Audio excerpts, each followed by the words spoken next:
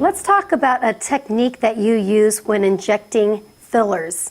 And is it a better option than the traditional syringe? Well, when I inject the fillers, I have adopted a technique using a device called a cannula.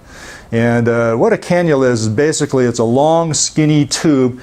I've got one here. It looks very much like a needle, if you can see that, but you can see I'm touching here. It's not sharp on the end, so it's dull. It's very fine. It's got the same caliber as a needle, but you can see it's flexible, and I'm pushing my finger on it here, and it's not puncturing my finger. And that's very important because this allows me to penetrate the tissues without lacerating them, so we don't get cuts of the blood vessels and a lot more bruising and swelling and bleeding.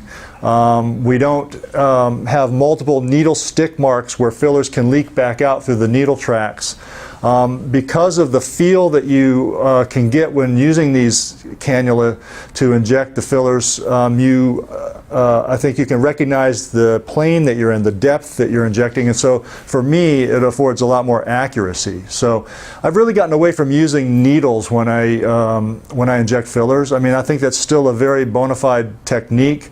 There's a little bit of a learning curve involved with using the cannulas, but for those injectors that have gone that extra mile, I think it really helps avoid a lot of the problems that we have when we use the needles.